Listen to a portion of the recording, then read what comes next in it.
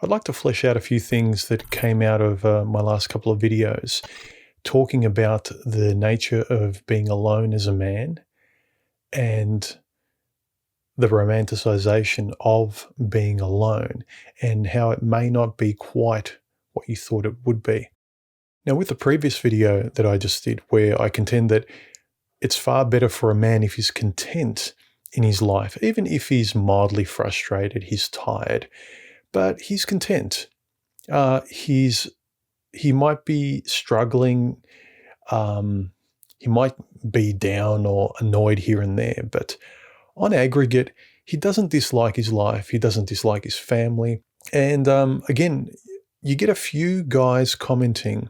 They're too binary in their approach. They're saying that no matter what, no guy should tolerate any degree of discomfort.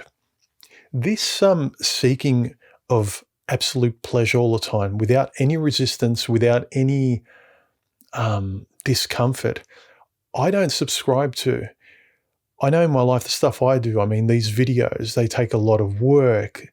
I tussle with the writing, the ideas, the production, the tiredness to get them out, things like that. I'd have it no other way. If you can just picture that same sort of low-level working on something or pushing against something, but it's fulfilling. It's like going to the gym and doing a bit of a workout, or going for a walk when you really don't feel like it. That's the level of mild frustration and irritation I'm talking about with some of these guys who are in jobs or relationships that aren't perfect, but they are far, far from hellish. There's a big difference between that. And then some people in the comments think that, no, as soon as there's a pinprick, as soon as there is a flicker of negativity, frustration, the other person doesn't see things exactly eye to eye with you, bail, get out, life's too short, who needs that? I don't think that's healthy. I've gone to extremes in my life where if the world wasn't perfect the way I liked it, especially with other people in it, I would just get rid of anything and everything and anyone if they didn't fit into my perfect worldview. That is what I was saying in the last video. And look, I don't care what many of you guys might say in the comments section. I don't think every man needs to be woken up like Neo. The vast majority of men are Cypher, whether they know it or not. Some of them romanticize being woken up like Cypher may have previously. But I think there are very few guys that are hungry for philosophy and wanting freedom, living it. For most guys, it's a attractive idea, just like getting fit or writing a book or going on any long, arduous journey.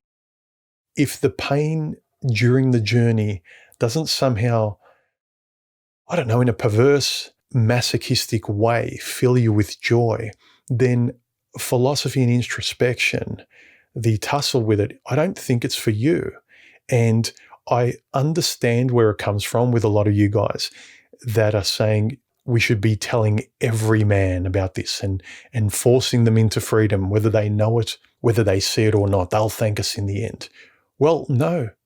If I'm around friends where they're in a marriage where they're quite content, they really like everything in their lives, if not love, especially their children and their routines. And they really can't imagine any other way.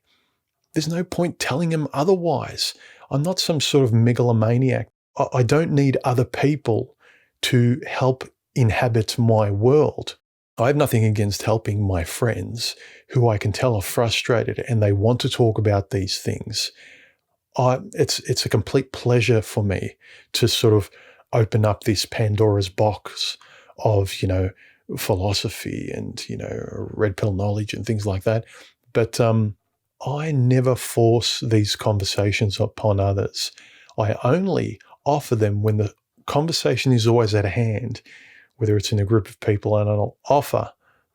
But I don't try and convert people or awaken people. When a person's searching for this stuff, they will tap on the window and you'll hear it. I'm just saying that few men thrive in introspection. That's all. And as to my second last video, which was around these same topics about a man being left alone with his own mind, where I postulated that perhaps in the past men created gods, so there would be something that men could look up to or that would be beyond them. You know, there wasn't the existential fear of beyond me, there's nothing. The world is on my shoulders. You can offload some of that to something greater than you. I had a few guys saying, "You're wrong, human. Man didn't create God. God created man." Okay. You feel as you wish. I think something different. Okay. Live and let live. And in the hopes of having a civil discussion, and more importantly, you guys being able to ask me some questions directly and I'll answer them in real time rather than the stunted version through the comment sections, or if you find the online streaming microphone dynamic a bit intimidating or it's really not for you, so you'd rather not go on my Discord, I'll be having a live chat on YouTube here on my channel tomorrow night. Check in and ask me any question you want, and we'll see how it goes. If it works out well, I'll try and do it more often. So I'll see you tomorrow night, 11 p.m. my time, Australian time. Check your time. It might be morning, might be afternoon. And I'll see you then. I'll talk to you later, gentlemen. Bye. If you appreciate my work, feel free to support me. Links on my channel. Thank you.